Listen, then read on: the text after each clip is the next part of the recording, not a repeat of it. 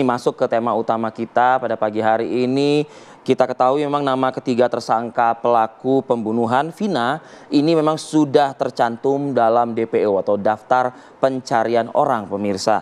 Ketiganya atas nama Peggy alias Perong, Andi dan juga Dani.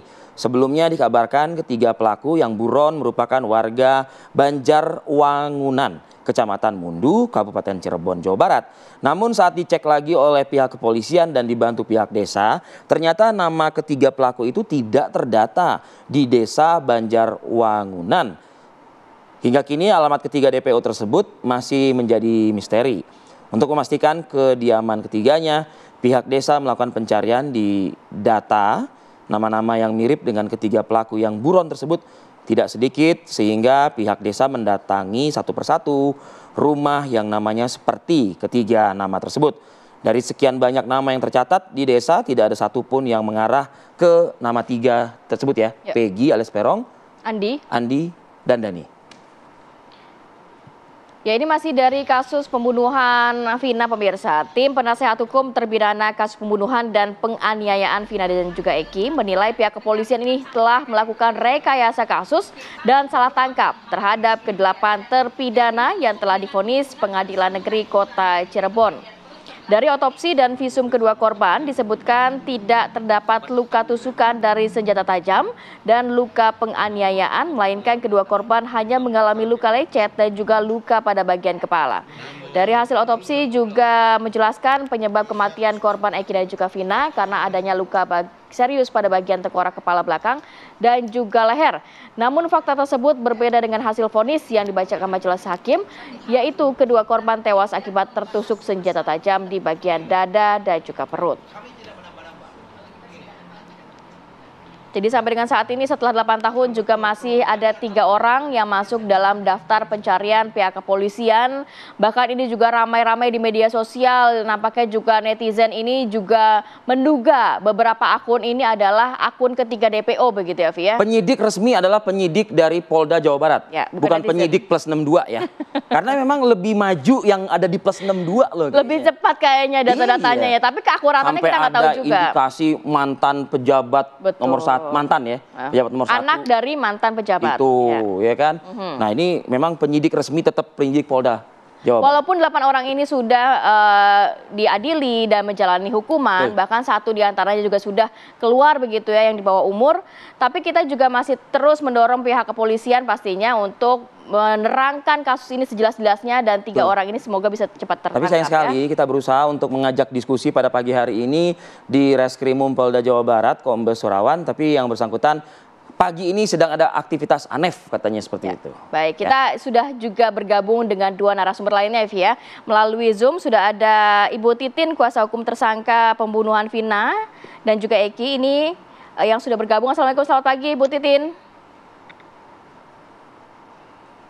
Ya, kemudian juga ada Pak Bambang. Baik, ada Pak Bambang Rukminto, pengamat kepolisian dari Institute for Security and Strategic Studies atau ISES. Selamat pagi Pak Bambang. Pagi Pak Bambang. Pagi Mas Arief, bagaimana kabar? Terima kasih untuk waktunya. Terima kasih. Saya mau ke Ibu Titin dulu. Ibu Titin, ini klien Anda adalah 2 dari terpidana kasus pembunuhan Vina dan juga Eki. Sejauh ini Bu, apakah juga klien-klien Anda mengenal 3 DPO ini? Kemudian apakah kita juga informasinya juga masih simpang siur ya? Apakah memang benar fakta persidangan seperti yang selama ini juga kita ketahui di publik? Penuh rekayasa gitu? Atau benar penuh rekayasa seperti dugaan dari kuasa hukum almarhumah Vina? Ya, terima kasih Mbak. Saya tidak akan membahas masalah 3 DPO karena dalam persidangan juga tidak dibicarakan secara serius masalah 3 DPO tersebut. Jadi saya tidak mau berkomentar masalah ketiga DPO tersebut, Mbak. Saya hanya akan bicara masalah fakta persidangan saat saya berada di 2 sidang mendampingi Saka Tatal dan Sudirman. Ya, dari fakta persidangan sendiri seperti apa Bu? Karena ini ada dugaan kuat dari kuasa hukum almarhumah atau korban adanya rekayasa dan lain sebagainya. Apakah memang begitu adanya? Ya, saya bicara masalah fakta hukum ya Pak. fakta yang terungkap di persidangan. Jadi kalau dalam tuntutan di persidangan itu korban meninggal karena luka tusuk di bagian dada dan di bagian perut dengan samurai pendek dan samurai panjang. Itu yang terungkap di persidangan. Tetapi di dalam tuntutan, ketika barang bukti berupa pakaian yang dikenakan korban di jembreng di pengadilan, itu tidak ada lubang di bagian dada maupun perut.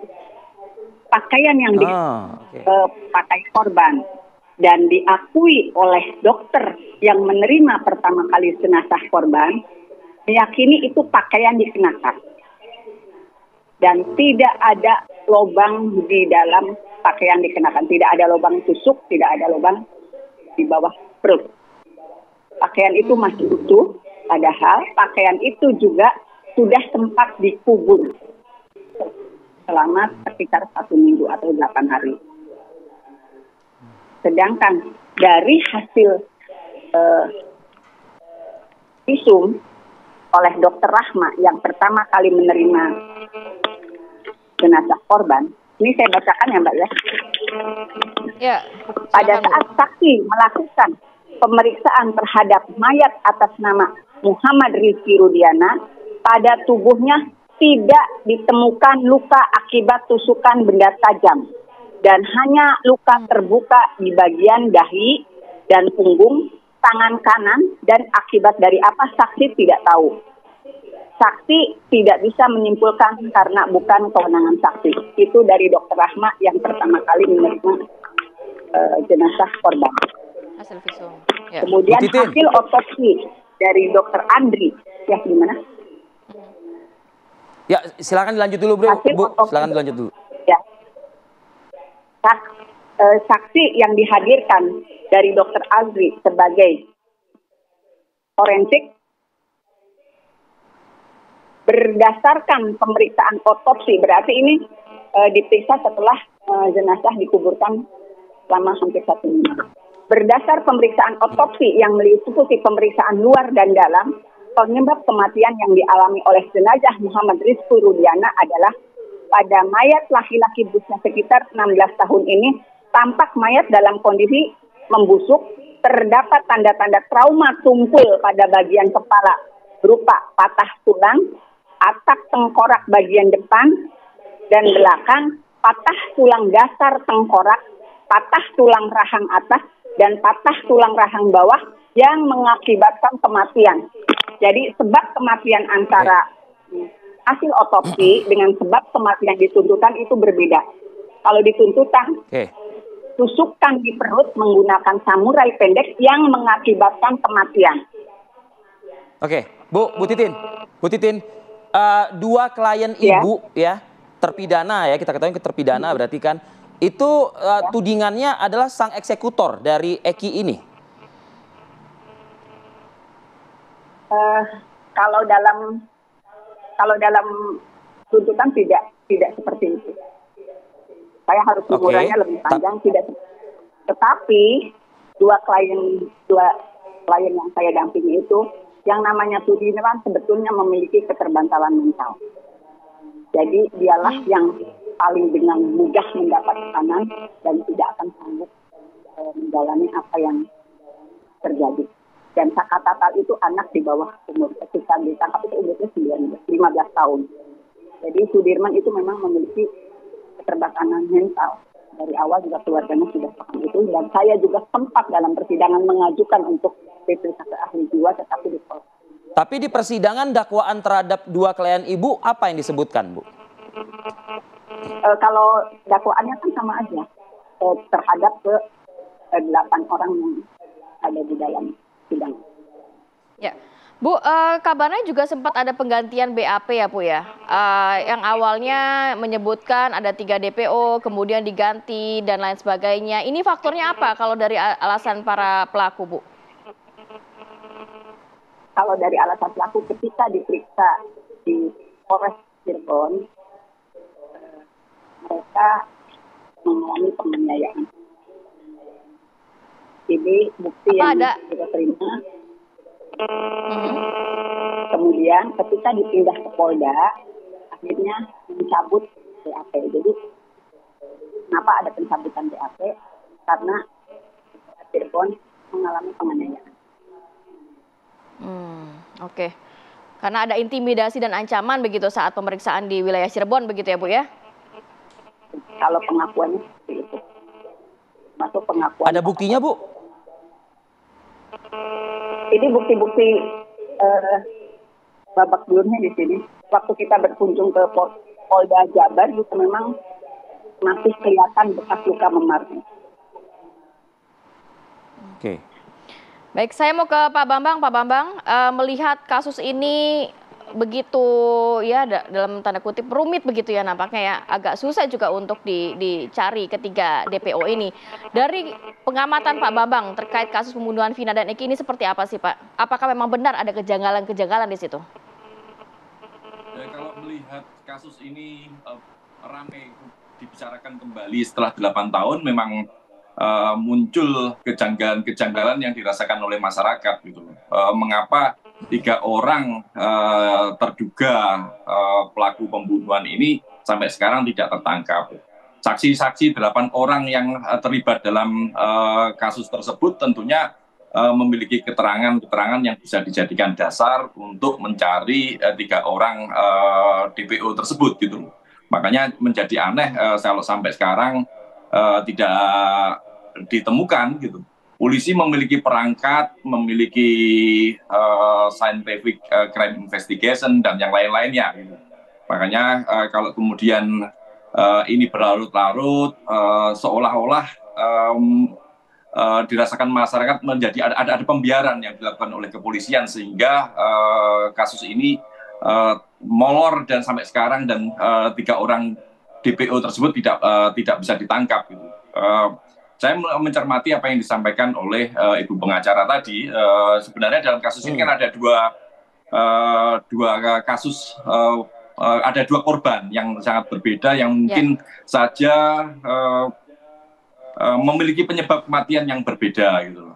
Makanya memang semuanya harus data-data terkait dengan kasus pembunuhan ini memang harus komprehensif ya, diselidiki secara komprehensif dan kemudian dibandingkan dengan saksi-saksi dan yang lain-lainnya seperti itu.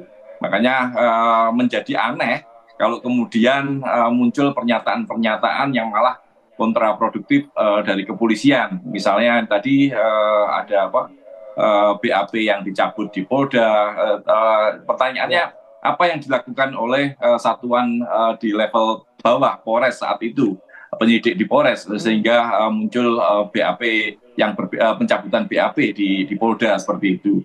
Selama ini yang terjadi memang kepolisian, penyidik di kepolisian ini masih harus ditingkatkan kompetensinya karena mereka lebih fokus pada mengejar pengakuan dari tersangka atau terduga pelaku. Padahal tersangka atau terduga pelaku ini tentu memiliki hak ingkar. Makanya di kepolisian ada scientific crime investigation yang lebih menekankan mencari bukti-bukti yang lebih akurat. Sehingga mereka yang menjadi terduga atau terduga itu terduga pelaku pembunuhan itu bisa dikejar dan memang benar-benar bisa dibuktikan di pengadilan seperti itu. Oke, kita lanjutkan dialog kita Pak Bambang karena saya sepakat dengan Pak Bambang kasus ini harus dibuka terang benderang karena kalau ini dibiarkan berlarut-larut justru khawatirnya ada beberapa nama yang kemudian diseret-seret begitu ya, maklumlah netizen begitu ya kan. Ada mantan pejabat, lalu juga mantan Kapolres dan lain sebagainya. Yang juga kononnya adalah anak pejabat juga di institusi Polri. Nah ini coba kita akan ulas lebih lanjut ya Pak Bambang dan juga Bu Titin. Kami akan kembali saat lagi.